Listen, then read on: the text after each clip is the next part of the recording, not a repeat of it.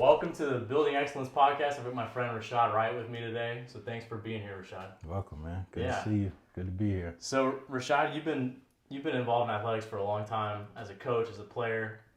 But we want to start first and foremost hearing more of your story growing up in Statesboro. What was that like? It was exciting, man. Grew up in a small town, like you said, Statesboro, Georgia, where there's not really a lot to do.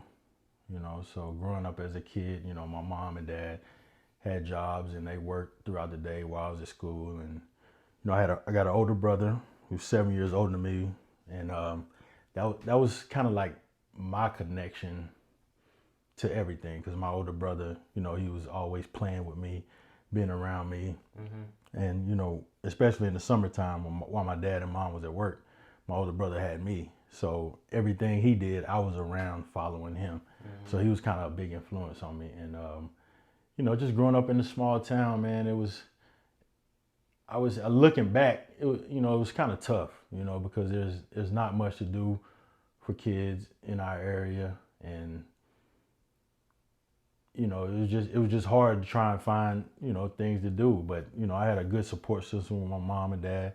My older brother had grandmas, aunts and uncles. I had a good support system growing up. So, I stayed out of trouble. I wasn't never in any trouble because I had influence around me who, if I did something wrong, they was gonna straighten me up real quick. So, that was a good thing growing up. Being able to have, having love was a big part. Yeah, for sure. So were you always growing up playing sports too with an older brother? Yeah. I grew up because my mother was a good athlete, but she didn't really, play like team sports or anything like that. But my father was a legend, in Statesboro. He played basketball, baseball, football, and his nickname was Fly Wright. So my dad could jump high. He played center on defense and point guard on offense. So I grew up playing sports, and then following my older brother, seeing him play, I jumped right into it. I never played football because I had two older cousins who had some horrific injuries with their knees. Oh, really? And basketball was my love. So I was like, well, if my knee tears up, I won't be able to play basketball, or I won't be that good. Yeah. So I kind of stayed away from football, but I played baseball partly because my mom made me. And I get it now because baseball was more during, spring and summer, and it kept me out of trouble, having something to do and, not being around everybody or in the streets, as they would say. So I was always active doing something. So yeah. What position were you in baseball? I played all over. I played shortstop, pitcher, catcher. I was all over. Anywhere, because my dad was my coach. Yeah. So wherever we needed a spot that day where he thought I could, help our team win, he put me in that spot. So, yeah. What did he play in baseball? You remember? Everything. Everything too? Yeah, he played everything. And, we got old pictures and stuff with my dad playing baseball. And back then, it was funny because I used to laugh about him. He pitched like the first no-hitter at our high school. Oh, pitched really? the first no-hitter. And he had on a football jersey. So they Playing the game? They played baseball in their football jerseys. Really? Yeah. No way. Yeah. So I got clippings at the house and stuff. So it's interesting to see things like that. Oh yeah. Yeah. That's a unique story for sure. You said you had an older brother who was pretty influential in your life. Talk a little bit about how being able to watch him growing up kind of allowed you to see, or maybe just give you some insight on how you could be a good basketball player as well, a good athlete, and kind of open your mind up to seeing all these different players that you looked up to as a kid growing up. Yeah, I would say, just seeing my brother, because my memory of seeing my brother play and understanding, he was a good player. So understanding how good he was, I would say I was around maybe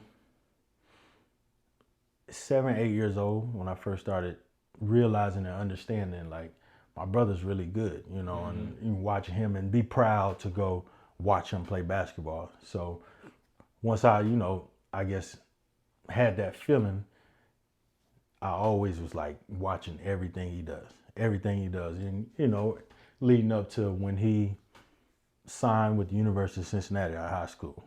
It was like, wow, my brother's going to play basketball.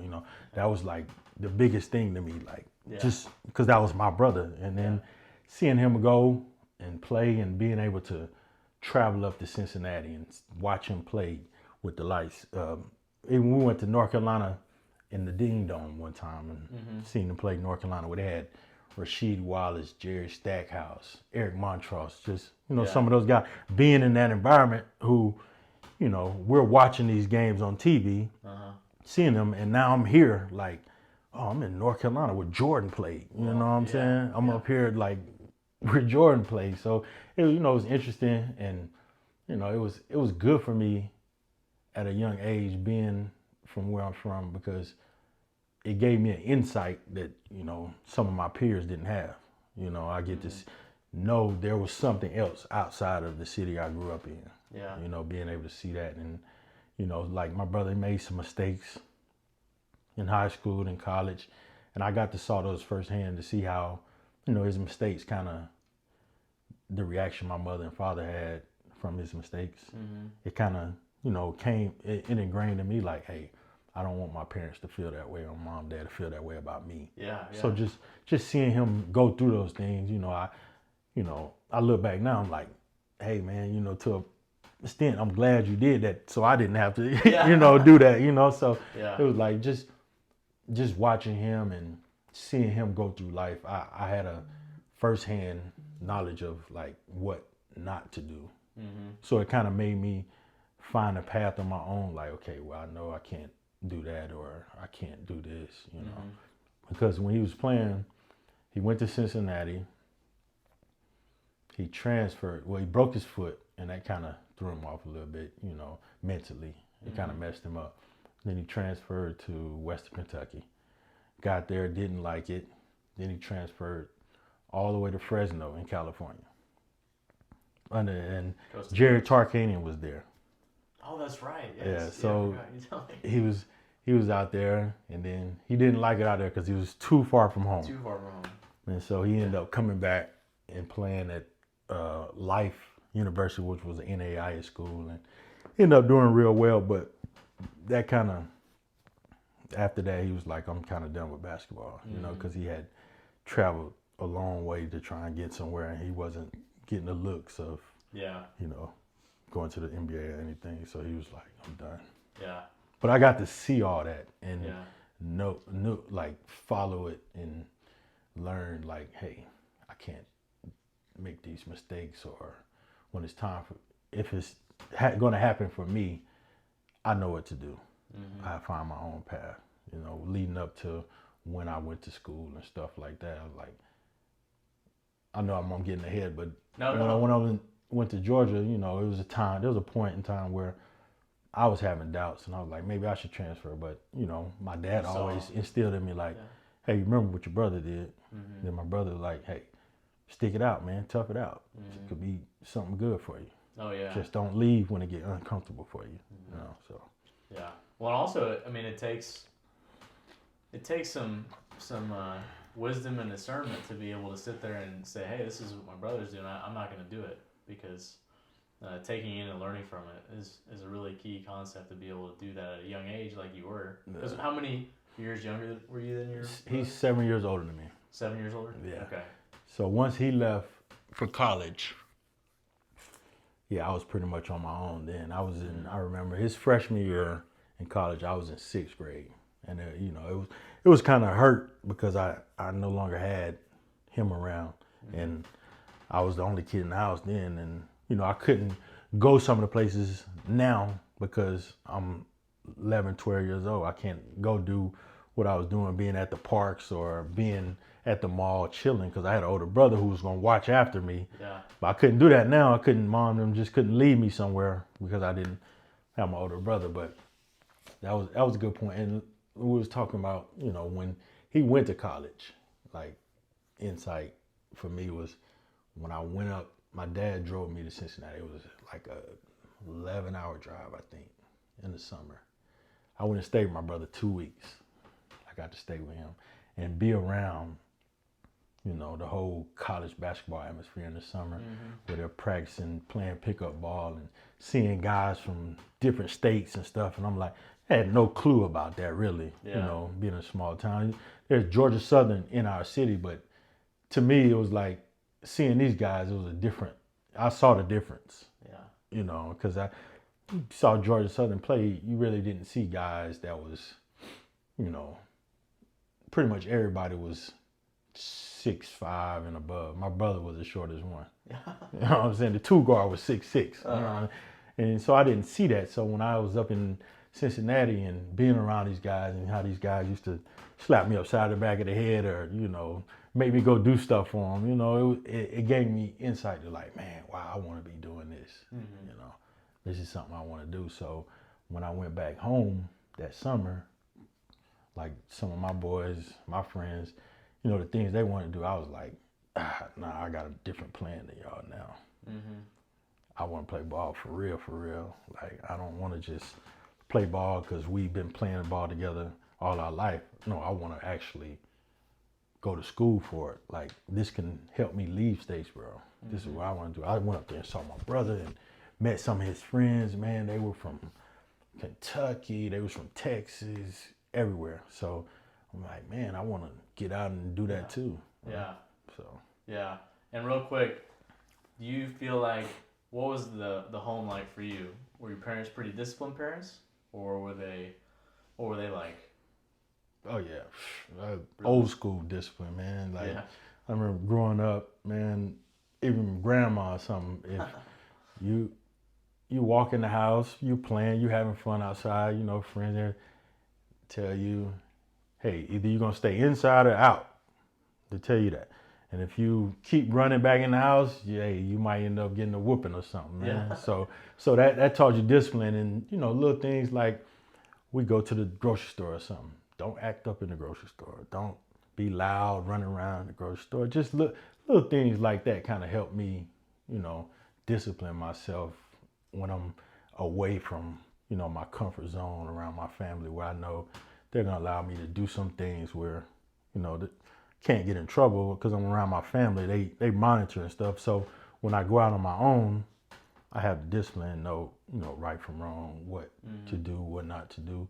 If you do this, you can get in trouble, big trouble. Not only with the law, but you come home, that trouble might be a little, that little trouble right there might be tough on you, you know? So I think that kind of, you know, my parents, you know, they love me, but they also discipline me to keep me on the right path. Yeah, and speaking about that, stay on the right path. So you go and you get to be around your brother, you watch your brother, you get to go up there and see what it's like to be at that level of playing, and you come back home and you're like, I want that. I want to be at that level, if not further. Yeah.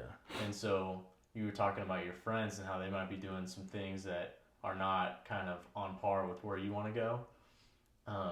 There was a story that you had told me a while back about those guys. So even though they might be doing some stuff that you're like, I don't want to do that, they were all for you wanting to go and be great at playing basketball. And so talk on that a little bit about those guys. Yeah, my group of friends, man, a lot of them was in my wedding with my wife, you know, and they always been there for me, you know. I can call them and talk to them anytime about anything. And you know, it means a lot when you have guys who, you know, at a young age, like when I came back, you know, we started playing middle school ball, you know, they saw like it was a difference in me because like I would stay after practice.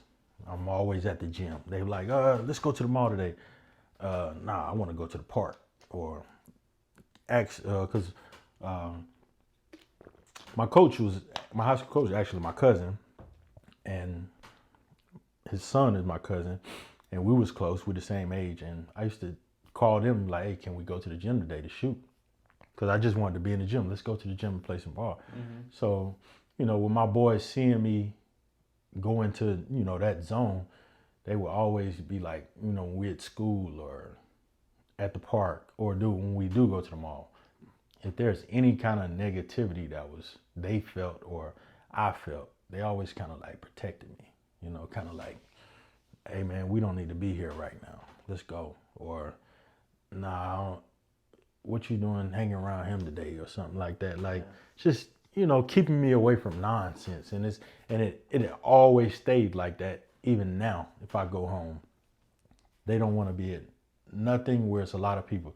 They want it to just be us because they know they're in that area and things can go on, and there's a lot of jealousy or anything that goes on just being in your own city. Yeah. You're always gonna have somebody that feels a certain type of way about you. Yeah. Because of maybe you've left and been successful, and the mind frame they have is, oh, he think he's better than us. Mm-hmm. Yeah. He's from here, but he think he's better than us, and it has nothing to do with that or even remotely. That it's just that mind frame. Yeah. Do you feel like a lot of guys maybe are in a similar situation to where they're kind of moving up out, they're leaving their community to go on to maybe a few bigger and better things in terms of, let's just say basketball, for instance? You feel like it's tough for some people to get past that, like, oh man, I don't want so and so to think bad of me. I don't want so and so to think negatively or whatnot. Is that a challenge for probably a lot of people? It's a lot. It's a big challenge. I used to have those thoughts like what are they gonna think of me? Like, I go off, play college ball. I go back home. Like, are they gonna think I'm acting different or something like that? And it plays with you. But you have to be strong and understand like there's growth in life. Because you're doing the same thing. That don't mean I have to be that same person you thought I was then. I'm growing now. I'm learning different things. I'm meeting different people. I'm expanding my life, but you're still doing the same thing. So there's no reason you should be mad with me. Yeah. Yeah. Because you can't do what I do. Maybe you should try to take necessary steps in life to do that. But I think a lot of youngsters, they deal with things like that, especially, guys who are from, inner city or small towns who make it and leave and go away and, being on TV. Like, that's a big deal, for me being in a small town and go play on TV where I know all those peers are watching. Mm-hmm. They're watching me because we used to be in class together and be at the park together. We're like right here. And now all of a sudden you see me on TV. That could make a lot of people feel some type of way about you, So I had to learn to like not kind of worry about that, what they thought of me, and stay true to who I am. Yeah. That's what, have you ever heard of the crabs in the bucket story? Yeah, for sure. Yeah. That type of deal where it's, you got a lot of crabs in one bucket. One tries to start climbing out, all the other ones will bring it back down. Bring it back down, yeah. Yeah, for sure. And it's it's a lot of kind of a human component of we want to excel to the level of everyone else too. But if someone's going further, we want to make ourselves feel better and kind of bring them back to our level. Yeah, and that's one thing about my friends. They never made me feel that way where like I needed to like make them or try to pull them up where I am. They always stayed who they were and I stayed who I am. But they know when we got together, we was like, there was nothing but love. There was no animosity or anything between us. Yeah. Like, it's still that same genuine feeling when we was kids, and that's pretty special. Feels great. Yeah, it feels great. Like it's amazing just to have that. And you call your boys and we just talking trip out, and it's nothing else. Yeah, that's it. Yeah, that's awesome. Yeah. So you touched on your buddies and your family.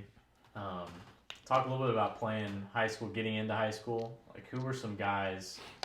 Obviously, your brother was influential and your parents were influential.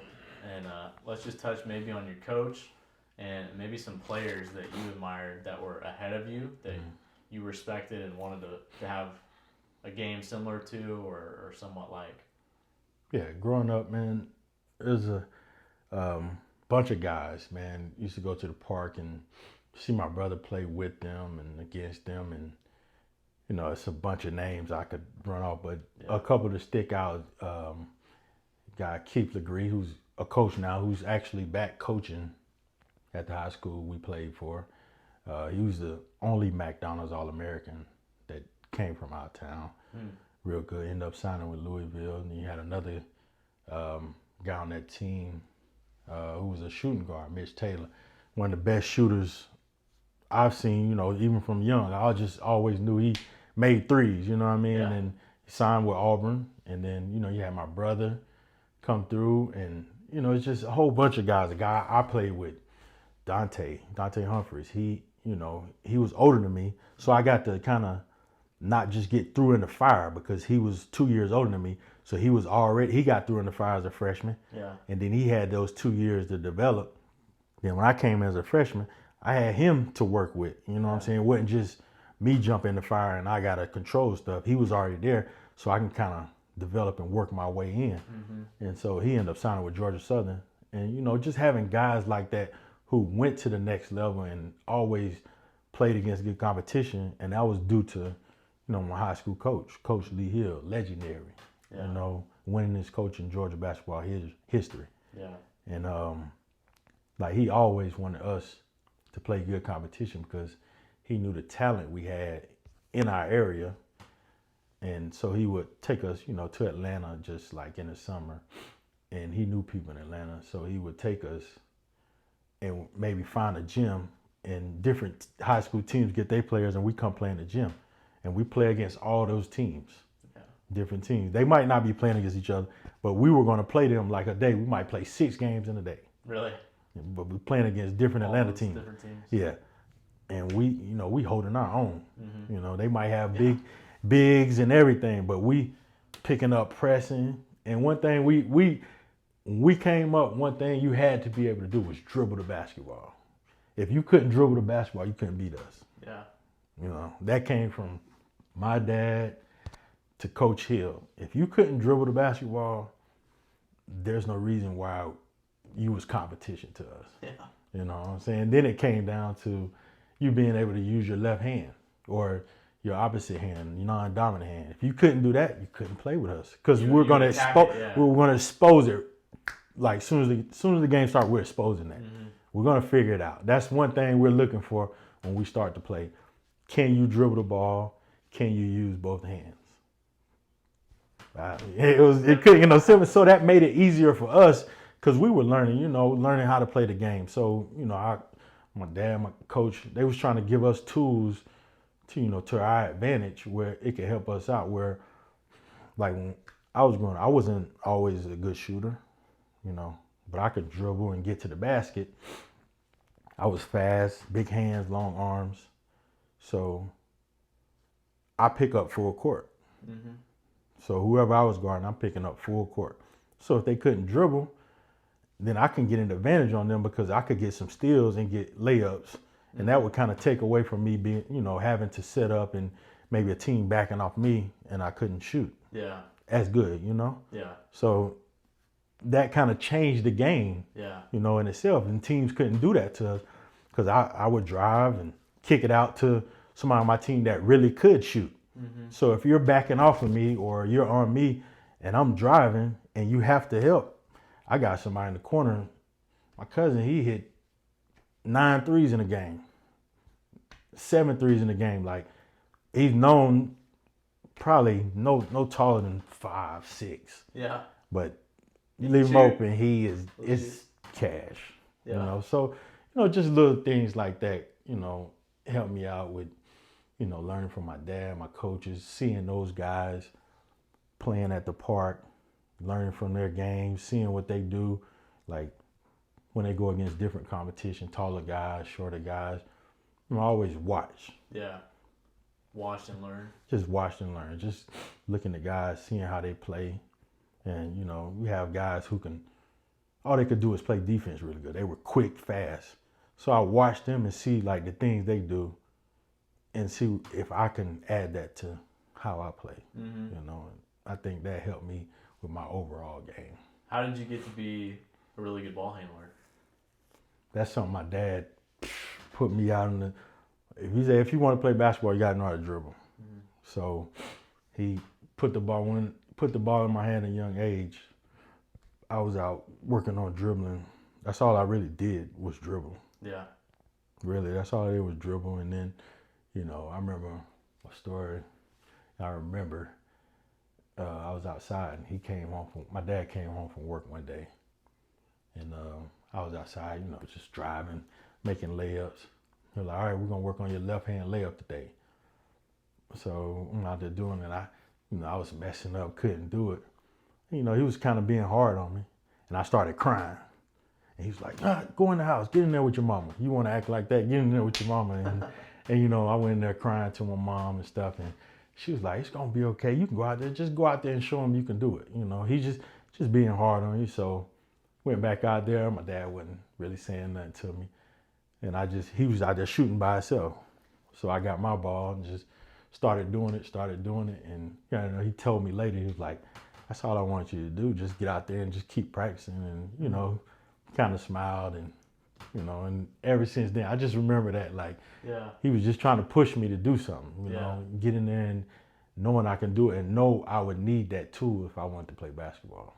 Being able to use both hands, dribble with both hands, go to the basket and make a layup, which, by the way, I think is kind of lost in the basketball game now. You have guys doing like all this between the legs, behind the back stuff, but can't take one dribble and get to the basket and make a left hand layup. It's like, man, it's tough. It's tough. It's tough watching it sometimes. Like, okay, and guys think they're so tough because you can put it between your legs 5 times and spin behind the back and shoot from outside. And like, okay, can you do that with somebody on you? Like, because once you get in a setting where you got other players on the court, all that, you can't do all that. Yeah. And speaking of that, it's just it's that preparation. And so that's another question I was going to ask you. How much, obviously you were very talented, have a lot of athletic ability, but how much would you attribute to your discipline and work ethic to allowing you to excel at basketball? Yeah, I think that little nugget right there, I think that helped me, because I remember the times where I was like, man, I'm tired today. I don't feel like playing ball today. I really don't. And I knew I just got out there and did it. And when I kind of knew, like, those days I was tired or wasn't feeling good, when I went and started playing, it like livened me up. It made me feel good, especially after the fact. I'm like, hey, I'm glad I played ball today. And that's a lesson itself right there. You knew where you wanted to go. You knew what you needed to do. Even though you didn't feel like it, you went ahead and did it at that time. And then looking back, you pushed yourself outside your comfort zone, and there was good results. Yeah, for sure, man. What a great lesson. Yeah, I still have that feeling sometimes, just knowing when I'm looking back, like, I remember that day I was tired, but I knew I had to go play and practice that day. And then after practice, I was like, dang, I'm glad I did. It just made me feel good. That feeling, it's hard to kind of describe, but like, that feeling what makes you keep going. That feeling, not somebody just giving you something or you just going and doing something. No, you put your mind to it, like, okay, I don't feel like it, but I know it's something I need to do or I have to do. I'm going to do it, and I'm giving my all. And then I think that was good for me to feel that way right after, because it inspired me to, like, okay, I remember that day I was tired. Today I'm tired too, but I know how I felt after that day. So I don't mind feeling that way again. Since I feel this way now, if I do it, then I'm going to feel better. So, And the more you do it, the better you get, the more confidence you get, and then all of a sudden, also the example that you set to other people. For sure. Yeah. And speaking of example, do you feel like, let's just say you go back to your freshman year, you've got some guys that are above you that are great players as well, so you get to be on a great team. But were you automatically coming in a leadership role? And as a leader, was that something that developed over time, or was it something that you're more of an example guy at the start, or you vocal and had a good example of work ethic and whatnot? Well, I think at that age, coming in my freshman year in high school, it was kind of, for me, it was like, okay, I had to look back. I'm like, my brother came in and started when he was a freshman. Like, this is something we do. you know. Yeah. So you got older guys, juniors and seniors on this high school team. You just coming from middle school.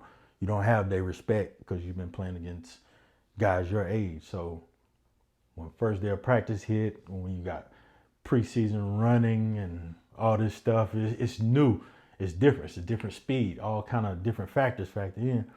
I knew that I needed to turn up even more. Like, so it was kind of like I expected to be in that spot. I expected to be in that spot, and I'm like, okay, now I'm here.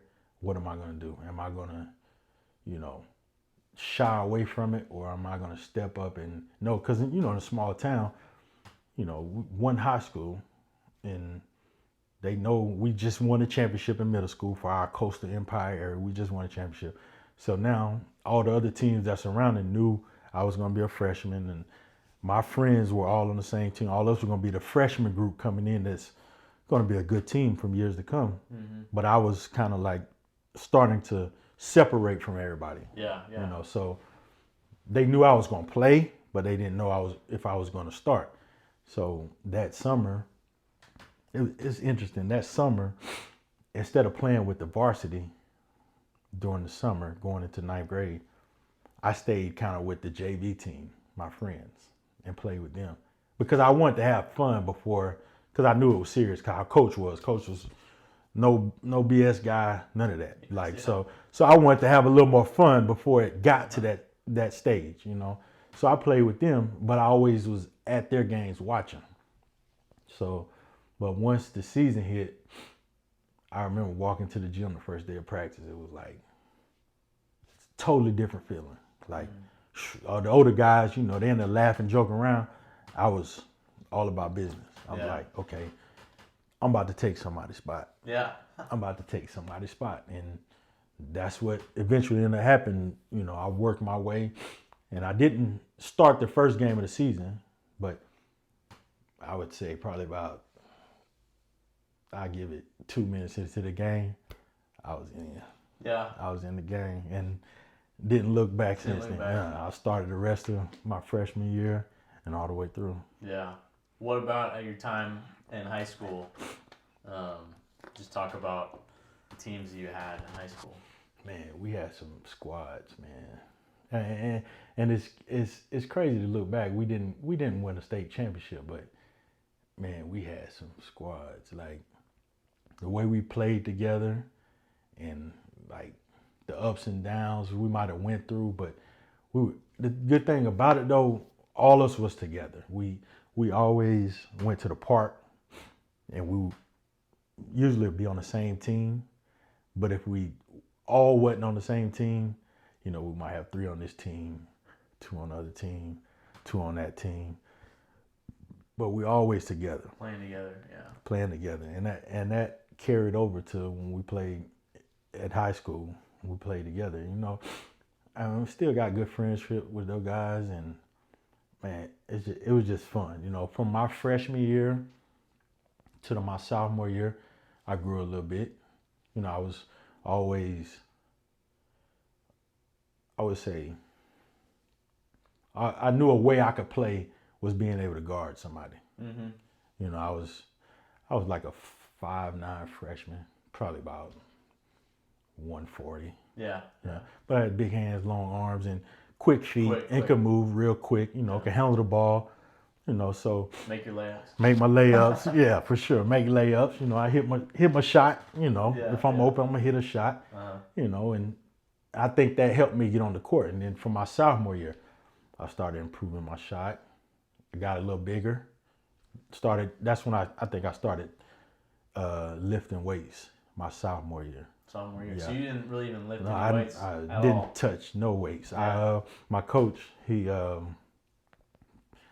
at the high school had a weight training class with one of the football coaches, and he told me I needed to have that class. So I started lifting weights during a period at school, and I think that helped me with my, you know, strength. I was always, you know, could jump and run and stuff like that, but I think that helped me as far as when I was going to the basket, being able to control and stay on balance when I'm trying to, you know, make layups and stuff. Because my freshman year, I remember a lot. I drive to the basket, bump, boom, hitting the floor. Yeah. Hitting the floor. Yeah. Because I was so little, you know, but I had a lot of speed to get around somebody. So when a bigger guy come, even though I might get the layup over him, I'm going to fall to the floor because he bumped me in the air. Yeah. You know, so my sophomore year, that kind of, you know, that was a shift in my game.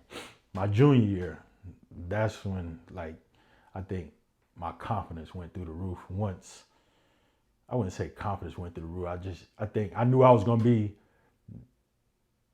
the real leader and control of the team since the older guys were gone. Because it was all juniors then. Once those guys that were two years older than us, once they left, I knew I was in total control and everything's going to run behind me my junior year. So I think once the end of my sophomore year, that summer when we started playing, I don't know, my game shifted into like more of I'm going to control the game and not let somebody on my team kind of run the stuff. I'm controlling everything. Even though I was the point guard my freshman, sophomore year, I knew I had an older guy who been through the ropes and stuff. So I kind of deferred to him, you know, to do his thing, you know. But, you know, once my junior year hit, I was like, it's all me now. Yeah. You know, it's all me now. So these guys are only going to do so much. So now I got to, you know, try and be the example and show them what it is to go hard in practice. You know, what it is if I'm in the game and I'm missing shots. Am I still playing defense? Am I still talking? Am I getting back? Yeah, am I getting back? Am I not holding my head down because I'm not making shots? Absolutely. You know, and that's what the guys always saw in me. I remember one of my best friends, he told me, he say, you remember that summer we was in Augusta, Georgia? Coach took us to Butler High School. We played in the gym. You know, the big, like, fans that they put in, you know, gyms sometimes when they're hot.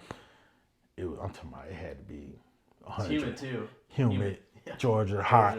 Georgia heat. So we playing, and first game over, he was over laying by the fan. He was like, I need some water. I remember this. And like he stopped playing for us because he just couldn't do it in that heat.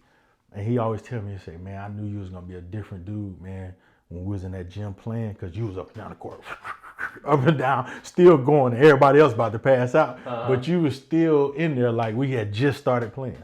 You know, and he told me that story. I was like, dang, man, you recognize that? And that was my mind frame. Like, I don't care, it's hot. We going against somebody. I'm finna show them that, hey, I'm tough. Yeah. You know what I'm saying? I can play. So I'm in here. We from Statesboro, but hey, we can play. Yeah, and real quick, go back to that where you're playing in Statesboro, which is on the east part of the state, not close to Atlanta where all the basketball is. Talk about how whenever you guys went to play teams from Atlanta, you started to realize like, hey, this guy might be going to Kentucky, Georgetown.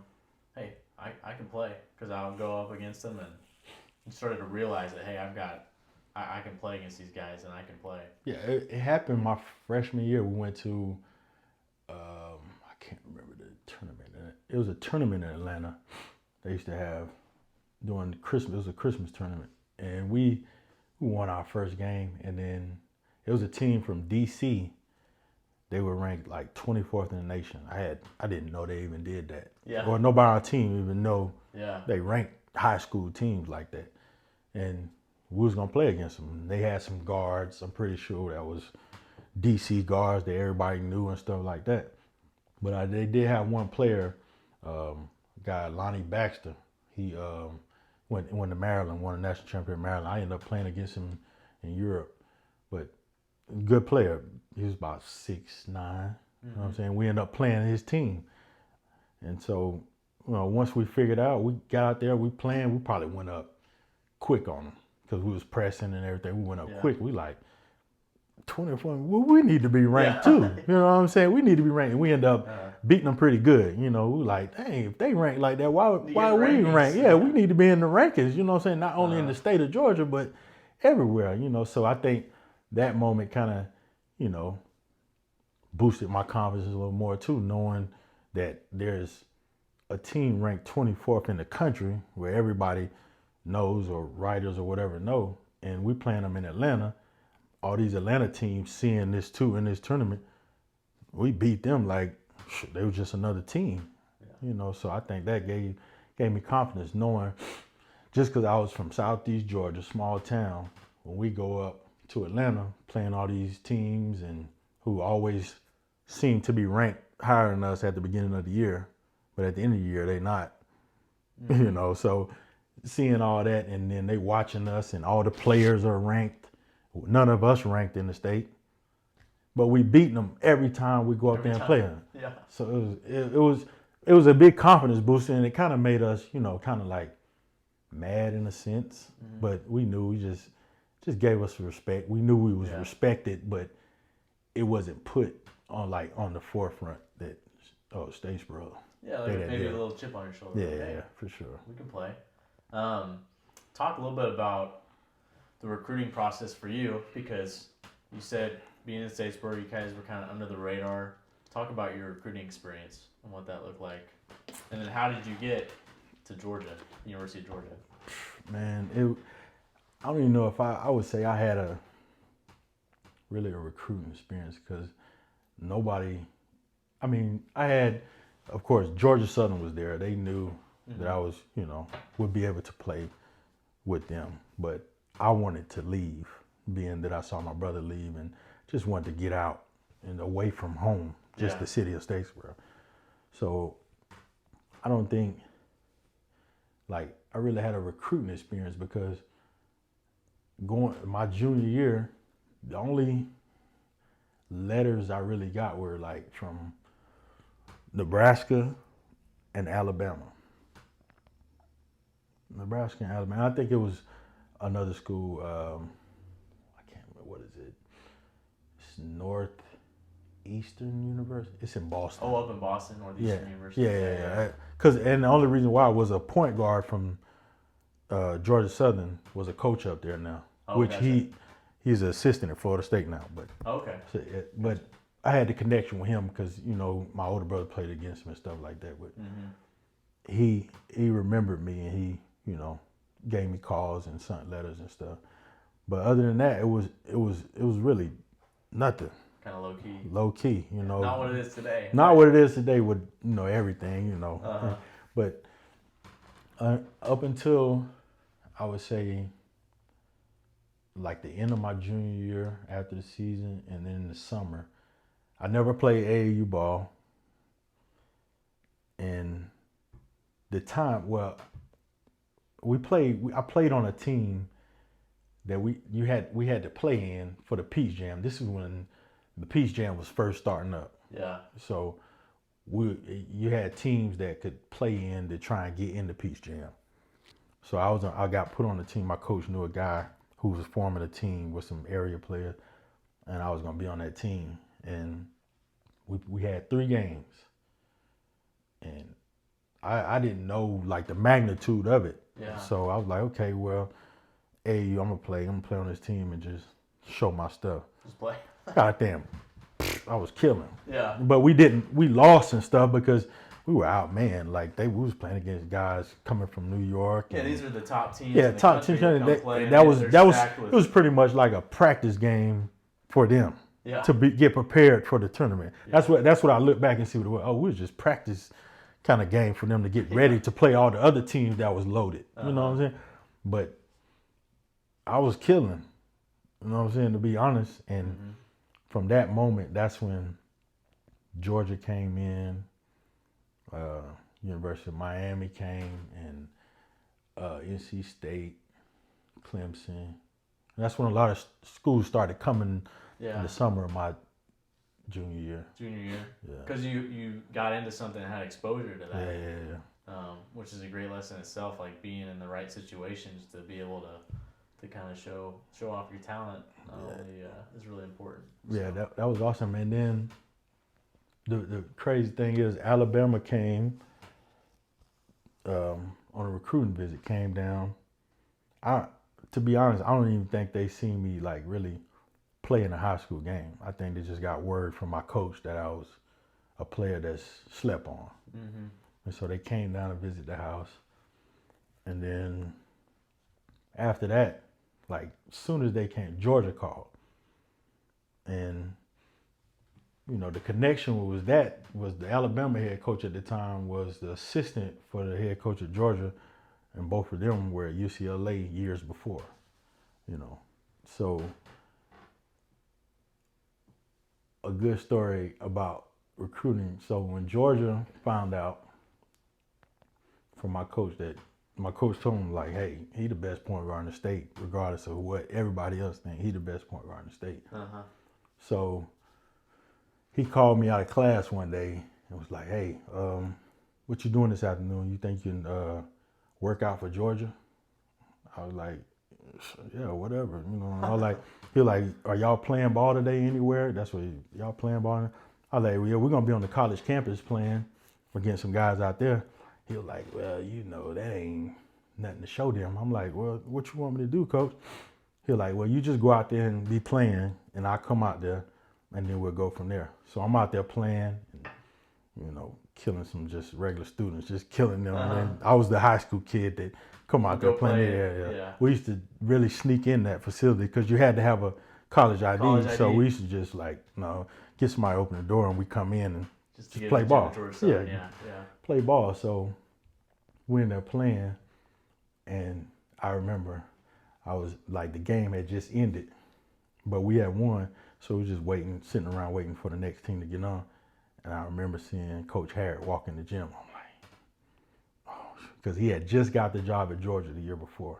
Was he at UCLA? He was before? Yeah, he was at UCLA where he won a national championship, and then he went to Rhode Island. Okay. And then he came to Georgia. Yeah. So I remember seeing him walk in the gym, and I remember a guy that I'm still friends with who was in the gym. He was a college student though, and because he used to come watch me play high school ball because I was killing them in the gym. Uh-huh. And he looked at me like he was a funny guy, just always talking noise and fun. He looked at me, he was like, that's you? I'm like, you know, okay. And so I played one more game, and then Coach Harrod came up and introduced himself and, you know, told me, he was like, do you mind if I put you through a workout? I want to put you through a workout, you know, and just visit with you a little more. So we went to the back gym of the facility, and him and Coach James Holland, who was assistant at the time, took me through a workout. Doing my thing, but there was no kind of feedback from them. So once I got done, you know, talked to them a little bit about, you know, life in general, and then I went back out and started playing. Did you? Yeah, I went back out because they was like, yeah, we're gonna talk to Coach Hill, and, you know, we'll get in touch with you, you know. Yeah. So I thought it was just part of the process or whatever. So I went back out to playing, and so I wouldn't say the next day, the day after, Coach Hill called me. He was like, hey, this was like early in the week. So he was like, this weekend, we're going to go out to Athens. I was like, what? They're like, yeah, Coach Harrod wants you to come up for a football game. I was like, okay, cool. So that Friday, we went to our high school football game, which was like in between. And then we went on up to Athens. And, you know, my whole time, like, dang, what do they want? Like, you know, what's going on? You know, I want to know why they want me to come to the football. Yeah. So we got there, went to the tailgate the next morning. Soon as I walked up, he walked up to me, grabbed my hand, Rashad Wright, I would like to offer you a full scholarship at the University of Georgia. Really? Just like that. Just like that? Just like that. I was like, whoa, you know, inside I was like, yeah, I'm ready right now. But I was like, okay, let me talk to my mom and dad. And he was like, yeah, you go home and talk with your parents and everything and other things you have to do, then, you know, we'll go through the process or whatever. So I didn't tell Coach or nothing. I went back home, told my mom and dad. I was excited, you know. Yeah. And I think I waited a day, you know, and I told my coach, I was like, I'm going to Georgia, man. He was like, you made a good choice. Yeah. You know what I'm saying? He was like, when you ready to call him? So we called him from the office and told him, we're like, I want to commit to Georgia. Yeah. And all the other schools and everything that called after that, I was like, I really didn't answer a lot of calls. Heart wasn't going to Georgia. Yeah, I really didn't answer a lot of calls after that. Because I remember some other coaches calling and like, hey, you've committed, but we still want you to come visit our campus and stuff like that. I was like, nah, I'm good. Like, y'all didn't know about me before, or even just came down to say that you just called. So yeah, this guy came to see you, got to know you a little bit. Yeah. I mean, I was interested in Alabama, but that was kind of far from home. And due to circumstances with, you know, my family, mom and dad working, and seeing my brother, we couldn't go to a lot of my brother games. I wanted to be able to have support from my family. Yeah, and Athens is just a couple hours away. 3.5 hours away, they can come up. And looking back, they didn't miss a game. Yeah, and how cool is that? How special is that? Home game was in for Athens, you and for them. You know, they didn't miss a game. How fun is that? Yeah, that's the thing, man. Having my parents there throughout all my high school and college career, my parents there. I always look up in the stands and be like, they're up there. Salute, you know, for sure. Yeah, that was cool. Yeah, that's awesome. So you get to Georgia, and you're working, or you're playing with Coach Herrick. What was that first year of school? Was that just a big game changer where you're like, whoa, this is the real deal? Yeah, it was, because it was, you know, me going to play major college basketball in the SEC. And I knew I had an opportunity to start once again, like in high school. I had a chance to, because they went 10-20 the year before, and the point guard they had, they didn't want him. They let him go. I think this is when, I don't know, I could be wrong, but when they could start taking your scholarship, it wasn't a 4-year scholarship. It was like year by year. Okay. I think that's when it might have kind of started going into effect year by year, where they could take a scholarship or try to get you to transfer. Yeah. You know, that's my insight on it. But I remember going in, I was like, man, I got an opportunity to start. But I remember the first day of practice, man, I was like, this is tough. Yeah. Because it was a totally different speed. You learning terminology, like as far as like physical tools, I'm there. But as far as the mental aspect of the game, you got classes, you got practice, you got teammates who, you got 21-year-olds now who, you know, have a party lifestyle and different things. You're seeing these different realms of life within college, and you just coming out of high school where you're in your mom and dad house. You know you can't go do that. Yeah. But now you got a choice where you can like, oh, I can go do. Should I do this, or do I want them not to like? Do I want them to like me, or are they gonna dislike me if I don't go? You know. So you have those choices. Then you have the classes are hard because you really never had no workload, I would say, managing time like this. Yeah. So all that was like a shock. Whole new experience. So first day of practice, I remember coach was yelling. He was just getting on me. Like, are you ready? Are you ready for this? Like, just getting on to me. And I'm like, you know, I'm like, all I do is shake my head. I don't really say too much back. I'm just letting him know. So it just kind of made me like, okay, I got to go harder. I got to buckle down and figure this thing out. Figure it out. You know? So I think instead of it being like a wow experience, it became like a focus for me. We're like, okay, I'm finna get up early, go to class. I got breaks in between class. I'm gonna go to the gym, go back to class, then I'll be ready for practice. And then I think the coaches kind of saw that and gave me the keys my freshman year. Starting. I mean, it was an up and down year, but we ended up making the tournament. And the crazy thing about it is we had the toughest schedule in the country my freshman year. And I was the point guard that he gave me the keys to run a team. But because we played, like, that's when it's like, what is it, RPI, strength of schedule? We was number one. Really? Number one. Like we was playing everybody. Like, and the SEC was real strong. You know, like both sides were strong. Like, and then we played out of conference. We played like, I don't even remember if we played like teams that wasn't ranked in the non-conference schedule. Really? Yeah. Yeah. Because we played in tournament. We went down to Puerto Rico. I remember we got blew out by Stanford when they had the Collins twins, Casey Jacobson. Like, I remember watching these dudes on TV, hearing about, and you know they was ranked high. Yeah. So we was playing like real dogs. What was the toughest team you played that year? If you could look back and remember. Obviously the SEC is tough. I think it was but it was either that year it was Tennessee or Kentucky, because they had, you know, Tayshaun Prince, Keith Bogans. Oh yeah. They had some big boys on the inside. I mean, like 6'10", 260. You know, when I was in college, you know, it was all about beef. Yeah. You know what I'm saying? So we playing against dudes 6'9", 250, But who set a screen on me. Like, it's hard to get around that screen. And then, you know, they wasn't calling it how they call it now. They come in, boom, hit you. Yeah. You know what I mean? And then I think Tennessee had a squad too. They had a bunch of dudes that just like played above the rim, man. Athletic.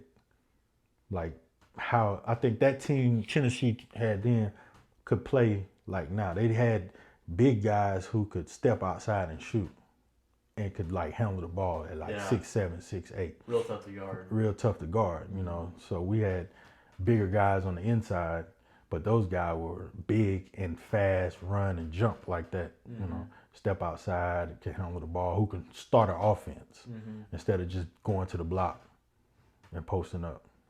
So I think that year, those two teams were like going into them games. It's like, it's gonna be a tough one tonight, boy. Yeah, it's gonna be a tough one. What was that like for you? I mean, you're a freshman and you're getting thrown into this, and Coach Herrick gives you, like you said, the keys to the team.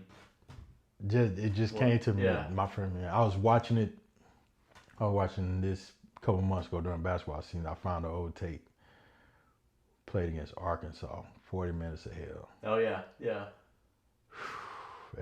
We played in Arkansas. I was watching it, and all I can remember one time, I had a good game. I probably had about 2 turnovers, but you know, I was handling the press and getting up and down because that's all they did. And Joe Johnson was killing us, though. Oh, yeah. He was killing us, but I remember I came down one time and made a great move.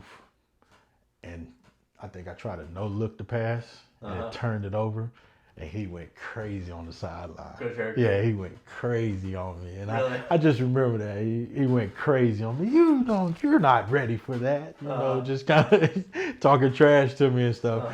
But, yeah, I mean, think about it. Florida, too. Florida was pressing too, you know, having to handle the ball. I think we went down to Florida and beat Florida my freshman year. Was Billy Donovan the head coach at the time? Yeah. They had Matt Bonner. Yeah. So it was just before they started winning those 2 national championships. Yeah. My years that they didn't win till after I left. Yeah. Yeah, but it was tough, man, because I knew like it'll eat you up. And it goes back to me learning, being able to handle the ball. Because they was pressing, like they knew I was a freshman. Let's pick him up and see if he can handle it. I'm talking about they was trying to trap me and everything. You know, I remember that. I'm like, man, I feel like I'm scoring 30 points a game or something. They just trying to get the ball out of my hands, fouling, pushing me. You know, and I remember that, man. That was fun though. It was fun. It was challenging. Once I, after those games, I remember I was like, oh, that wasn't so bad. Yeah. You know, because, coaches, they'll tell you, all right, you're a freshman. You can mess up the game. You know, really, if you can mess up the game, if you don't handle the ball, it could be real bad for us. You know, so that's a lot of pressure for a young freshman and not, being in a spotlight where you go from having, I would say, hundreds of people in the stands in a high school gym to having, how many, 20,000 at Rupp Arena? Yeah. That's a big difference. It's a little difference. You know what I'm saying? A little difference. Yeah. So, that was a great experience, man. Yeah. So, great.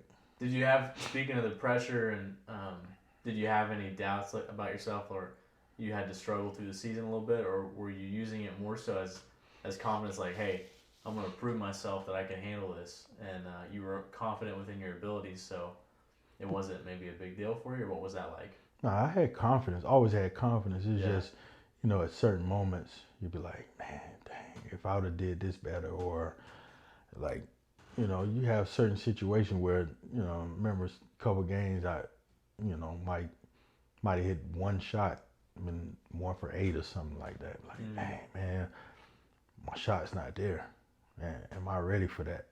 But my confidence was there because, come the next game, I'm shooting. Yeah. You know what I'm saying? Yeah. But it's just after the fact that, you process and think about it. It's like, what could I have done better? Or how can I do better in those situations? I think that's been kind of a strong point for me, always knowing that I come from humble beginnings, and everything I did, I had to work extra hard for. And to get to places I knew I got to work extra hard. That come from my grandparents, mom and dad. Like, it's nothing easy. And the rewards that I got and get even to this day, like working hard, doing extra things, the feeling I have is more rewarding than it just being handed to me. Yeah. Yeah, for sure. Yeah. So I think that kind of, in those steps in life, being in that situation at a young age, 18 years old, I think it kind of helped mold me as years to come, being in those situations where somebody trusts and believes in you and, give you the keys. And what I did with it was kind of what helped me, because it's like either I can back down from it, or I can only do what I know to do to try and help me move up or be better. Yeah. You know what I mean? Yeah. And, we've had prior conversations, but, it helps that you had someone like a coach and a coaching staff too, and a lot of other coaches as well, but of guys that believed in you. Yeah. They wanted to challenge you. Yeah, Coach Herrick, I'm sure, as we've talked about, challenged you, For but sure. he also believed in you. And obviously, that's a big responsibility for someone coming in as an 18-year-old, as a freshman. So that in itself, it's nice to have people around that believe in you, that want to help you become better. And also thinking back to your experiences in college, do you have a favorite college basketball experience? I mean, I know there's a lot. Yeah. But what would be some of the tops? One for sure was we played in Madison Square Garden. We played in there. We played against Texas. We lost, but Was TJ Ford? TJ Ford, yeah, he was at point guard. Coach Barnes was coaching. Yep. Rick Barnes. Yep. And it was great. And we were down 2 starters.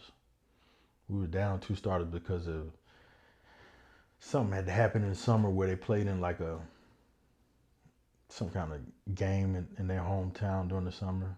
And I don't know if it was a charity. I can't remember what it was, but the NCAA held them out of game because they played in that game. And it was maybe charity money, but I'm not sure. Yeah. But they couldn't play 2 of our starters, our 4 and our 5 man. Yeah. So we end up, part of the game, we played zone, and I was in the 2-3 zone, and I was in the back of the zone. Really? Yeah. Yeah. You know what I'm saying? And we were ranked like, I think maybe 16 that year, at the beginning of the year. Yeah. And they were top 10 for sure. I think it might have been like 5 or 6 for them.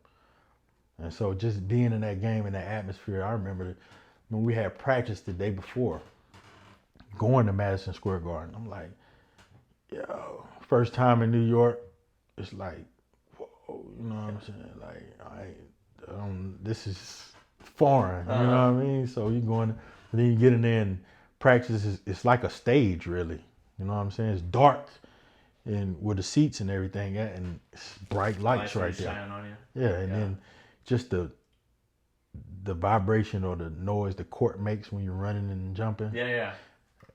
That It's no feeling better than that right there. Uh-huh. I would say that's one of my top moments.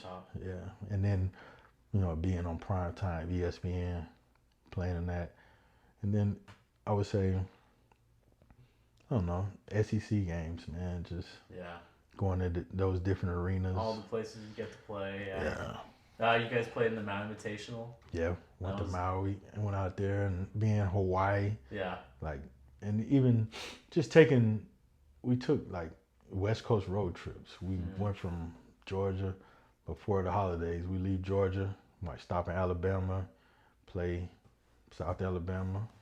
Then we would go to Colorado, go out to California. We played in Anaheim. We played in like a classic out there. We played Cal and we played. I think we played Stanford again. Then we went to Hawaii. Oh yeah, it was an experience, man. Yeah, and that's another cool thing about playing athletics is there's so many experiences you get to have that for some people they may not ever get to have ever again or never experience that. And there's so many things that sports open up so many doors for. Yeah, basketball, man, paved the way. Yeah. I mean, it gave me so much and provided so much, for me and my family. Being able to, just experience different things. That I think that within itself helps you grow as a person. Yeah, being absolutely. able to step out and go somewhere and be a part of something that you're not normally a part of. So having my teammates and going to different cities, even just small thing like being able to call my mom and dad and tell them like, hey, I'm in Hawaii. Yeah. You know what I mean? Because they never been. Then they ask questions what it's like. I'm just like, I mean, the beach and it's awesome. I'm over here in Hawaii, got a parrot on my arm. Yeah. You know what I'm saying? Stories like that. Just being able to share those experiences and stuff with my family, and I think that meant a lot. Yeah, and with your teammates too. Just like little things like being on the bus, like stories like just bus trips and being on the plane, flying somewhere. It's a lot of those, man. Yeah. Just with the teammates that we'll always have. Yeah. And we can always talk about. Always bond over too. Yeah, for sure. So when did you start to realize like, hey, I've got a shot to play in the NBA here? I mean, I knew that was a goal probably, but when did you start to realize that you had some opportunities? I would say just playing against guys who got drafted in the NBA. Just knowing I belong on the court, playing against them and, doing my part and I think one of the defining moments where I was like, I got a good shot to be in the league, was my teammate, Jarvis Hayes. He got drafted number 10 in the NBA. I was with him 3 years, playing every day in practice and, watching his game. And like, I used to have to guard him because nobody else could stop him in practice, and he's 6'6", 6'7". So I used to have to get on him and because practice would have been offset because nobody could stop him from scoring. Yeah. So coach would have to flip the teams and put me on him to kind of try and balance practice out.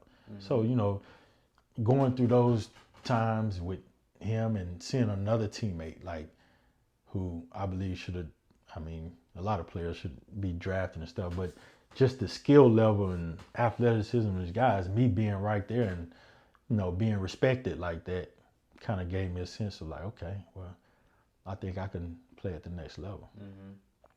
So when you graduated, you entered in the draft, and just talk about that experience. I know we didn't elaborate on when you committed to Georgia and just talking about those emotions, but what was it like to be in the NBA draft and get drafted? That's a pretty big deal. Yeah, the moment I remember, the draft came, I was home, me and my mom and dad, and we just sitting there watching the draft, and it was just like, man, am I gonna get drafted? I won't be mad or sad. I'll probably be down a little bit, but I know I'm gonna have an opportunity to try and get on a team somewhere and play. continue to play professional ball. So we sitting there, all the picks go by, and it's like, okay, I don't want to, show my mom and dad any emotion or anything like that. So I'm like, we good, Pop. You know what I'm saying? Telling my dad like, dang, man, they supposed to pick you up, man. All the stuff you did at school. And so before the last pick, my phone rung. The phone rung. So I picked up like, hello? And it was Larry Bird. So he called me and told me, they was going to select me with the last pick. And, just imagine, you like Larry Bird. Okay, Larry Bird, I'm on the phone. And, my mom and dad like, who's that? I'm like, oh, it's Larry Bird. I'm like, chill, you know what I'm saying? I got this, And so when I got off the phone, I just sat there and then they called my name out. And it was like, I just sat there and like, that was the dream, to hear my name called, You accomplished it. I accomplished it, you know what I'm saying? So that moment, I was just trying to soak that moment in. And then after that, I was like, well, shoot, now I got to try and make the team since I got drafted in the second round. Yeah. It went from, I guess, feeling that relief off me to now what's next? I got to try and do something else. Yeah.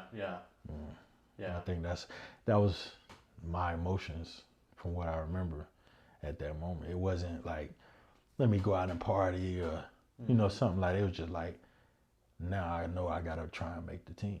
Yeah, it was taking it in and enjoying it, but then, okay, I've enjoyed it now. I've got to go do, I got the next goal. Yeah. Right? That was it for me, man. I never been the one to like, I don't know. I don't get super high or excited about something. I take it in and give thanks, you know what I mean? And just like appreciate that moment for myself and for the people around me. I appreciate it, and it's in my heart. And to me, that's all that matters. It doesn't matter that I go out and, celebrate it or show everybody or want everybody to give me praise or anything like that. I know, what it means, because that was part of me. Yeah. So that was it. Yeah, I mean, that's a great lesson in itself. Just to enjoy the moment, give thanks for what you got, and then take it all in, and then keep moving on. Yeah, keep moving forward, and don't get too high and get too low. Get high, too low. And keep it in your heart, because like I knew what it took to just that moment. All it took for that moment, then it was gone. Yeah. And we can speak on this later, but it's interesting what you just said right there. Like all of the things that led up to that moment. It's just one moment, a small moment, but years and years of preparation, of work, of challenges, just to get to that moment. And so you need to enjoy those moments, right? Because of all that stuff that you did, and being able to finally get there and look back, man, that's pretty cool. Yeah, it's cool, man. I mean, it's just me. Some people, would have to have a party and do all kind of take a vacation. I just sat there and just soaked it in, like with the people you the people that family, that kind of helped me, guide me to that coaches, moment, for sure. Yeah. So you get drafted by the Pacers. You start moving into training camp, and what was that experience like? What were you thinking as you got there? It's just kind of the same mentality you always had. Yeah, I was confident in going into that position, but it was eye opening because you had guys who I went to a veteran team. The Pacers. Who all was on the team at the time? At the time, Reggie Miller. It was Reggie Miller. It was going to be his last year. Okay. Jermaine O'Neal. Yeah. Meta World Peace, Ron Artest. Oh, yeah. I forgot about that. Steven Jackson, Jamal Tinsley, Jeff Foster, Jonathan Bender, Anthony Johnson. I mean, it was a team full of veterans, guys who had been in the league for a while. Good experience. Good experience. So before that, the thing, the summer league. When I played in the summer league, Oh yeah. I played in the summer league. That was a tough time for me because before we went to summer league, we had practices and stuff like that, and we played in Salt Lake City in the summer league. I had took an injury, kind of. I think I had a concussion. I went, driving, went to the basket, and got undercut, and I fell on my wrist, my shooting hand. So I didn't practice for, I would say, a week leading up to summer league, because I couldn't shoot, and I felt kind of off a little bit because I had hit my head on the court and everything. So went out to summer league, and I'm right back in the fire, but I wasn't myself because of the injury and everything, and I just knew I didn't feel right, and I didn't have a good summer league. I mean, I think I played okay, but not how I would want it to be, where me feeling 100% and giving my all at that moment, you know what I'm saying? But after summer league, I, went to vet camp and got to really show my talents and everything in vet camp. But due to me being hurt in the summer league, after summer league was over, they signed a guard who was a kind of like a 3-year vet. They went ahead and signed him to at the moment I didn't know, to kind of like the last roster spot, and he was a point guard. But I didn't know that. But I went to camp anyway, and I was kind of working him in practice anyway. You know what I mean? So just looking back at that, it was like, dang, that moment kind of maybe steered my direction where I, went in life after that. Yeah. That moment that I didn't have that I wouldn't say real opportunity because I had the opportunity, but for me, it was that down moment. Yeah, gave maybe someone a little more time to play, and you weren't able to play at the level that you wanted to play. Yeah, at the level I wanted to play. Prove that you could have. Yeah, that I could have made that team and been in there, because after that, when we went to vet camp, played in the preseason games, I was out there going at it, like going hard. And then what we talked about when it came to the moment to make final cuts and everything, Coach Rick Carlisle called me in the office. He was like, "Hey, some of the best players, or don't get discouraged because you didn't make the team, because some of the better players always don't get the job or the position due to the fact of contracts and things like that." So I thought, that was a confident boost for me because he didn't have to tell me that, because he told me I belong. Yeah. He didn't have to tell me that. He could have just been like, "Hey, appreciate you coming out and working hard, and this is what we have to do. It's a business." He took it a step further and told me that, he believed I belong on that level. Yeah. So that kind of gave me confidence to. All right. Yeah. Yeah. All right. I can play. I can play. What happened after that? So after that, I went back home and kind of regrouped, where, I took some time to think, like, okay, my next step, talking to my agent, are we going to wait and maybe get a call, or we're going to play, what was it? I think it was the D League. And I was like, I don't know. So it took a little more time, and then he was like, "What do you think about Europe?" It's like, "Hey, man." And then at that moment, for me, it began a little pressure for, I say, a hard point in my life when my family was struggling more because of, having to help me out through college, and, now didn't have as much help from the university. It was more pressure on my parents. So now it was a thing like, okay, am I going to a job, a 9-to-5 wasn't in my head. I'm like, no, I still got some basketball to play. Yeah. And I'm definitely not finna go to work. I'm finna stay in shape and finna go play some basketball somewhere and hopefully earn some money. So my agent got a call from a team in Greece, Athens, Greece. And he called me. He was like, would you want to go play? I was like, well, I don't know anything about Greece or anything like that. And he sent me a contract. He was like, this is what they're offering. I'm like, okay, let's go. You know what I'm saying? It wasn't a lot of money. Yeah. But it was, me being fresh out of college, I was like, this could help me and my mom and dad. Oh, yeah. Help pay off some bills and things so we can have a family home and stuff like that. That was a good goal of mine anyway. Yeah. To help my mom and dad, because they've been working hard all their life.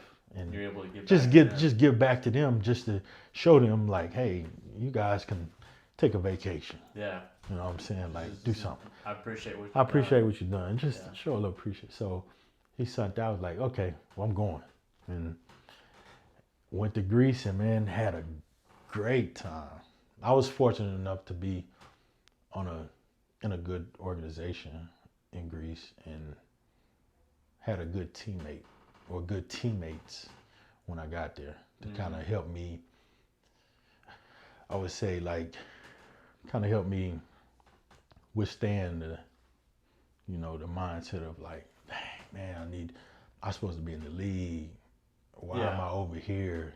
Getting down on myself. And my teammates, kind of kept the fun in basketball for me. Mm-hmm. And I think that made the time go by fast because I was there 6 months. And it was a breeze, like, oh. And then once the season was over, like, oh, well, on the phone, agent, hey, who, anybody calling? Anybody watch me? I'm like, oh yeah, we got some stuff lined up. So it was like, okay, well, shoot, let's try this one again. Let's try this again. So that was that experience straight out of college. And then it continued like that for my first 3 years. I kept trying to get back in the league during the summer. But then after that, it was like, I'd rather just go back to Europe and play instead of waiting it out or playing in the D League and, struggling a little bit. So another thing, too, about going to Greece and about playing over in Europe is that it's not like you're playing in the D League. Nothing against the D League. It's called the G League before. But you're playing against arenas or against really good teams in arenas that are packed. I mean, this is like big level basketball over in Europe. Yeah, man. It's like how it is in the States, man. You go into different countries and you're like, that's their team. Like it's teams in different cities and you're playing, they have their fan base, they have their organization or the clubs. We have a soccer club, which is the biggest sport in the world. Then you have, their club has a basketball team. Yeah. Professionals, guys who've been playing ball all their life and started playing with this club, even as young as 14, 15 years old. And those guys play for that club for 20 years. Mm-hmm. So you go into that experience coming from America where this is a totally different realm of lifestyle and everything. So it's like they say, that was a culture shock. Yeah. Going to Greece, there's a language barrier. Especially at the time I was there, it was hard to go in a supermarket, and try and figure out what kind of meat is this. Yeah. You know what I'm saying? There's no English on the package of meat. So you just can't be like, okay, this is some turkey. Nah, it might not be no turkey. No, it's goat. Yeah, that's what I'm saying. So yeah, you don't know. Yeah. You don't know. So you just had to, just being there and figuring out those things and going through that. Man, new experience. Great just like experience. You talked about, yeah. Kind of stepping outside your comfort zone, doing something different, learning. Yeah. It opens your mind as growth, and I think that was amazing, being able to do that and have those teammates that help me out. Just being around those guys. That's why I said I was fortunate to have that, because I know a lot of guys or know of a lot of guys who went over there and like couldn't take it. Yeah. Just because of the situation they was in. So you have to have a lot of, toughness and be strong to be thousands of miles away from what you know in your family to, kind of like get out your comfort zone. Yeah, be on your own. Be on your own in a whole new culture. Yeah. So long way from home. Yeah. And how long were you over in Europe for? How many years? 10 years. 10 years? Yeah, so. And what are the different places you played? Greece? My first year, Greece. Mm-hmm. Second year, I was in Serbia in a village. Yeah, I remember you telling me about that. In a village. Cool. Then I went to Belgium. Oh man, I hadn't talked about this in a while. Germany, right? No, then I went to Turkey. Then I went to Turkey, and then I went to Germany. Okay. And I went to Germany for 2 years. And then when I left Germany, I went to a different city in Greece. And then I went to France. And then I finished in the island off of Greece in Cyprus. Okay. And what was your favorite basketball environment over there? I would say, as far as like, I mean, because here in the States, we don't see, like, when you're in Serbia or traveling in some of these different countries, you don't see the atmosphere their basketball games like. It's different because it's more, like the soccer fans come in supporting their club. So like you might have a flare in the middle of a basketball game that's smoking the top of the arena, or you might have somebody light up like a cherry bomb in the arena. Yeah. Boom! You on the court and you like, what's going on? Yeah. And even when my first game in Europe, we come out of halftime, it's smoked up. People hadn't smoked cigarettes the whole halftime. Mm-hmm. So I'm looking at the coach like, man, I can't play in this. You know what I'm saying? And they were like, what? This is normal. You know what I mean? Your coach over there smoking cigarettes too? Like, what's wrong? Yeah, you know what I'm saying? Like, after the game, that's what it was. He, yeah. in his coaching office, firing up cigarettes, you know? So it was like, whoa. But just those different experiences, I think, in Serbia, we got to think the old Yugoslavia, where those countries are that close to each other and kind of warring with each other. So when you go there, you're not only from America, but you're playing on a team from this country that this country doesn't like. Mm-hmm.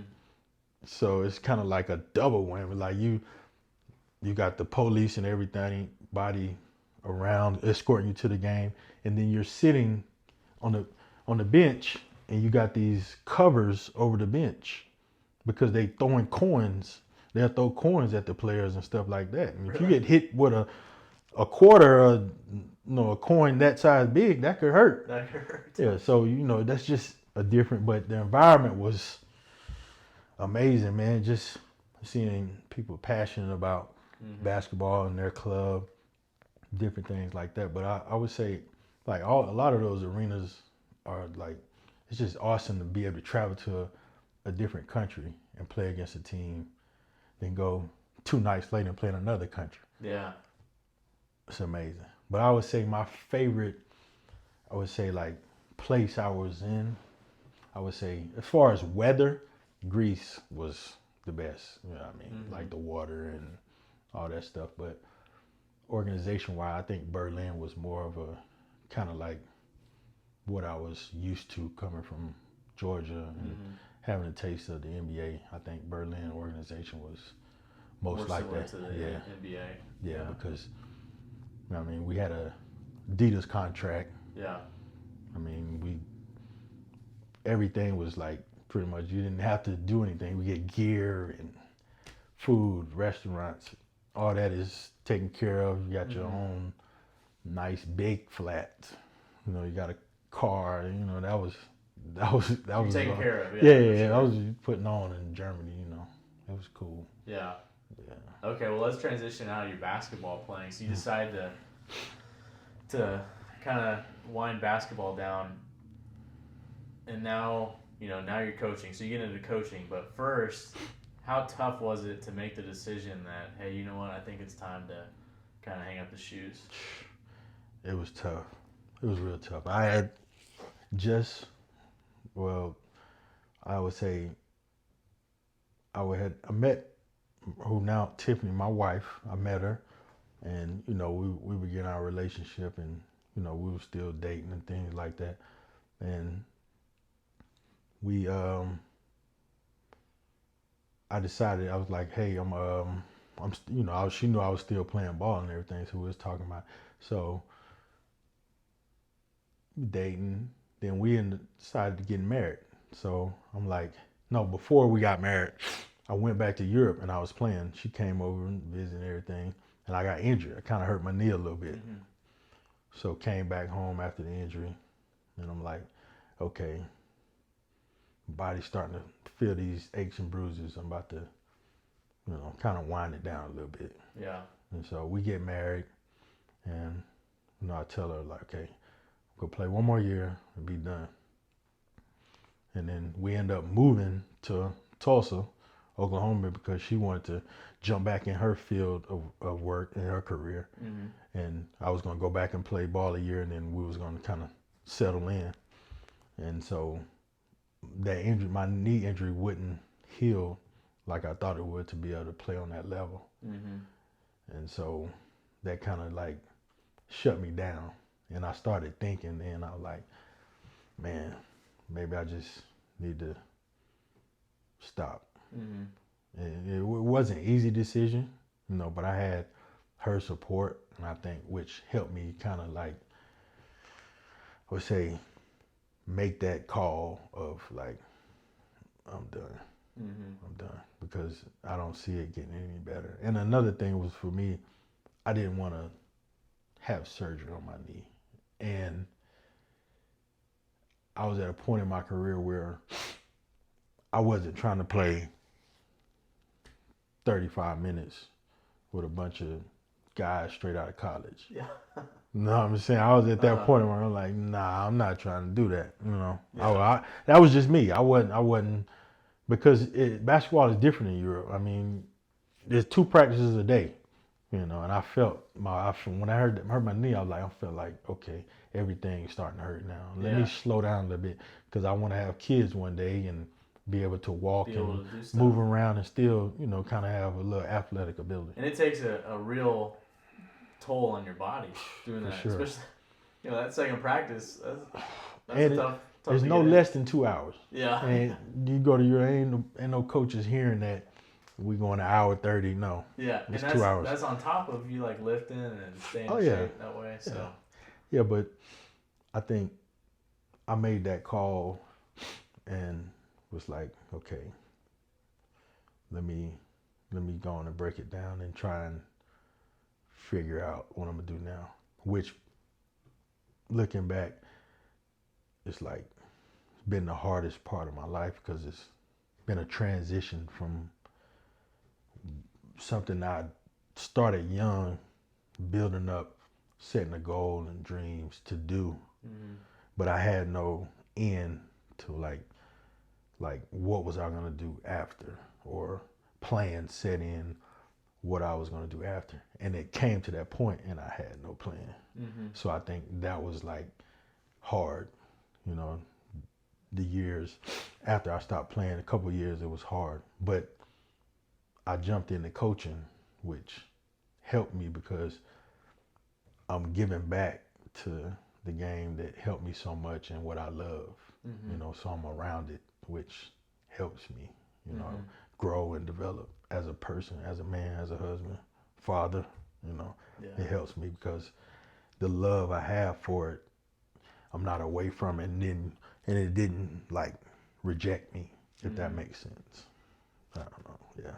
But in the coaching, when I got into coaching, that kind of helped me in my transition of taking the next steps and putting goals out there I want to achieve outside of the physical playing aspect of basketball. Yeah.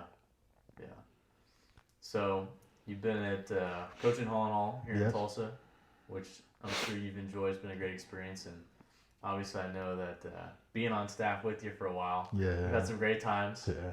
We've had some great players come through that we've really enjoyed coaching, and other staff that we love working with. But you know, one of the things I think about you is you just have a heart, as you've seen through your story, of giving back. And I think that's one thing that I get to watch, or when I was on staff with you, you get to watch you interact with the guys and give back. And I think you can just tell that they care so much about you and how you know, try to help them get better at the game, but not only that, but life, as you talked about a little bit ago. And so, speaking in those terms of what matters most, why do you feel like coaching is such a great fit for you to be in and giving back? Like, what are the things that you think make a great coach? I think just, the different levels, the many different ways I had to deal with, adversity in life, adversity in basketball, um, just the many different avenues I traveled throughout my life all had a common denominator was basketball, and the core morals and values that I have from being brought up with my mom and dad, having my family around, and it's all family and basketball, and don't believe me, like I'm spiritual, I believe in the Lord, and I believe, and having that as a core within me, I think helps me when I coach and be around individuals with different personalities and different upbringings and things like that. I feel like I always have something in me that I can, kind of relate with them with. Yeah. I think having all these different experiences and, different life situations, I can relate and help a kid in some form or fashion. I could think I can be able to help them.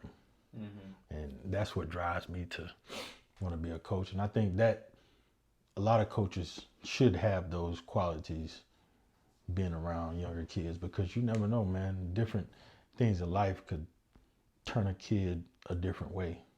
And I think just sharing experiences or, just being someone they can come talk to or make them laugh or something, giving them something positive from me can help them. And that's what I want to do. And basketball is that common denominator that obviously they're playing, I'm coaching, so we have something already there. So we just build on that. Basketball is a tool that enables you to teach something much greater than just basketball. Yeah, for sure. Yeah. For sure. I mean, what are the things you learned from Coach Herrick in college that you've taken with you from being there? I remember at, I think it might be my freshman year, he told not only me, but a couple other guys, like, hey, you guys want to be treated with respect and you want to be treated like men. That's the way you got to act, and that's the way you got to carry yourself. You can't be, acting like a kid and want to be treated like a man. So it's just little things like I they won't come to my head right now, but it's a lot of things a lot of little things, little nuggets he's told me where when something happened, I was like, I remember he told me that. Yeah. You know what I mean? Just little things like that where I know, because even some of my teammates say that, like they'll bring up something he said, I'll be like, yeah, I remember when he said that, and that has came in my life before, because I've been through different things in life, and he has so much tons of knowledge that he was helping us out. When he was telling us these things, at the moment you're like, man, Coach, we don't know what you're talking about. You know what I'm saying? And then you remember those things because you can see his, the way he gets intense, and when he starts to talk, you're like, he's serious. So we're listening. And then after that, we might go on and do what we do. But that stuck because we knew at that moment he had our full attention right then. So I think just, coaching, and I think that's key, for youngsters, especially nowadays with social media and everything. They get, I want to say verified, or how they get known based off of what somebody else, Yeah. you know, Absolutely. they get solidified based off of a button. Yeah. You know, it's The likes. yeah, it's totally different mindset. So, Yeah. you know, you always try to, you know, as a coach, you want to give them positive things that are like genuine and not just, you know, based off of something else. I don't know. Yeah. Yeah. No, I know what you mean. Want to honor your time. Want to try to wind this down, but how would you define success, and how has that changed for you over time, or has it at all? I remember I wrote something down like some years ago where, like, for me, success has always been about achieving something and being able to achieving opportunities or different things and being able to share it with those who I love. That's what it's been about for me. That's been success for me. Just being able to achieve things and have the love of those who always supported me and being around me. That's been success for me. Yeah, because what does it matter if you achieve all that, no one's around you? Yeah. Yeah, you're just by yourself. You're by yourself, you know, Yeah. and you get to share this success with others. You know, it's like you were a part of this. It's not just me, you know, being successful. It's like this is us, you know. Yeah. That's how I would answer that. I don't know. I remember I wrote it down some years ago because I can't remember if I don't know, I heard it on TV or something, like, what do you define success? And at that moment I was like, let me stop and like think about that. Yeah. And that's all I could think of. Yeah. And it's always stuck with me ever since then. I'm like, so if somebody ever asks you, it's funny you ask me, and you ask me, I'm like, that's my answer. Yeah. Because I don't know no other way to define it. Because to me, it's not, you know, money and all the other stuff. It's about my wife, my family, mom, dad, aunts, uncles, cousins, friends. Everybody get to share the story with me. That's it. Yeah. No, that's a great answer. Real quick too, how would you, if you were to think of excellence, how would you define excellence? And what does building excellence mean to you? I would say just being yourself, being true to who you are, and always, like, you know, it's natural to always, like, you're gonna go through something or it's gonna be like bumps in the road. You have to always find a way within yourself to, like, overcome it or keep striving because you know there's gonna be something better. You know, so the way you can, if you can continue to, you know, honor that and be that way, then excellence is going to be right there. You know, so I that's how I live. You know, I try to always do better, find different ways I can, you know, just, I don't know, just try to do better than what I'm doing. You know, and I think excellence will come. You know, I have many different stories. We could go on all day about different things where I've been in a situation and I had to overcome it. And I've thought about it and processed it within myself, like, hey, this is what I got to do. This is what I need to do in order for, you know, a better outcome. And I stuck with it and it happened. Excellence. I think that's excellence. Like, sticking to something, building on it, and keep going. And it shows. Yeah, constant improvement. Constantly improvement. Trying to be your best. Growth, yes. Yeah, yeah. No, that's great. Well, thanks for being on the show. The last question we have for you is, how long did it take to grow your hair out? I've been growing my hair, man. That's the question everyone wants to know. Hey, I've been growing my hair I would say year 13 now. You're 13. Year 13, Man. I decided to grow it, man. I was in Europe and went to a couple barbershops over there when my hair was kind of low, and I was like, I'm 23, 24 years old, man, and they making my hairline look like I'm about 35. I'm like, well, let me let my hair grow so they don't have to do that, you know, because they, you know, my dad anyway, eventually it's going to start going back. So I'm like, well, let me get a bunch of hair on my head and just let it grow. And plus, you know, my family and friends, we all, you know, love hair and, you know, have some strength behind it, you know, so it's just something I do, you know, and my wife love it, so.